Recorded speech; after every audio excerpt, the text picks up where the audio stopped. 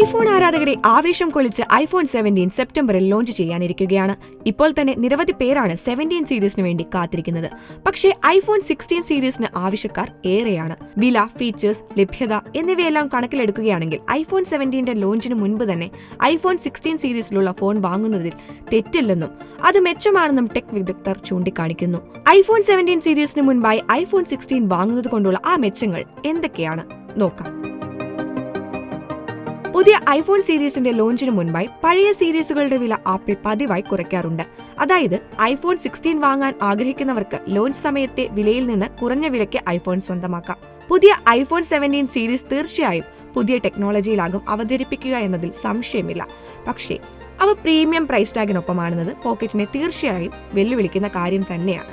എന്നാൽ 17ന്റെ പുതുമ അവകാശപ്പെടാൻ ആകില്ലെങ്കിലും ഏറെക്കുറെ ഒരേപോലത്തെ ഫീച്ചറുകളും മാറ്റവുമായിരിക്കും 16. പോക്കറ്റ് അങ്ങനെ കാലിയാകില്ലെന്ന് ചുരുക്കം.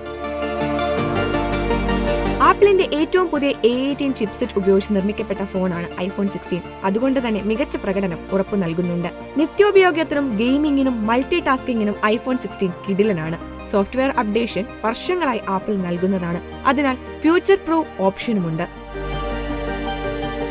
പുതിയ ഐഫോൺ വരുമ്പോൾ മുൻ മോഡലുകൾക്ക് ആവശ്യക്കാർ ഏറുമെന്നത് സ്വാഭാവികമാണ്.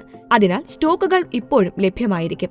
ഐഫോൺ ഉപയോഗം എക്സ്പീരിയൻസ് ചെയ്യാൻ ആഗ്രഹിക്കുന്നവർക്ക് വലിയ കാലതാമസമില്ലാതെ ഐഫോണിലേക്ക് കടക്കാം. ഇഷ്ടമുള്ള മോഡലുകൾ, കോൺഫിഗറേഷൻ എന്നിവ നോക്കി തിരഞ്ഞെടുക്കാം. കൂടാതെ iOS updates, AirPods, Apple watch support എന്നിവ രണ്ട് സീരീസിലും ഒരേപോലെ ലഭ്യമാണ്. ഇനി ആപ്പിൾ ഐഫോൺ 17ൽ എന്തൊക്കെ ഉണ്ടാകുമെന്നറിയണ്ടേ? IPhone 17, 17 Pro, 17 Pro Max, 17 Air എന്നീ മോഡലുകളാണ് സെപ്റ്റംബറിൽ പുറത്തിറങ്ങുക.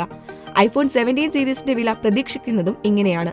ഐഫോൺ 17 Pro 1,45,990 രൂപയും Pro Max 1,64,990 രൂപയും വില വരുമെന്നാണ് കരുതപ്പെടുന്നത്. നിലവിലെ ഐഫോൺ മോഡലുകളുടെ അതേ ഡിസ്പ്ലേ ആകും പുതിയ സീരീസിനുമെന്നാണ് പുറത്തുവരുന്ന വിവരങ്ങൾ. പ്രോ മോഡലിന് 6.3 ഇഞ്ചിന്റെ ഡിസ്പ്ലേയും പ്രോ മാക്സിന് 6.9 ഇഞ്ചിന്റെ ഡിസ്പ്ലേയുമാണ് ഉണ്ടാവുക. എല്ലാ മോഡലുകൾക്കും പ്രൊമോഷൻ ടെക്നോളജിയാണ് ഉണ്ടാകുക. ക്യാമറയിലാകും പ്രധാന അപ്ഡേറ്റ് എന്നും സൂചനയുണ്ട്. 24 MB ഫ്രണ്ട് ക്യാമറ കൂടാതെ ഐഫോൺ പ്രോ മാക്സിന് 48 MBയുടെ 3 റെയർ ക്യാമറകളും ഉണ്ടാകും.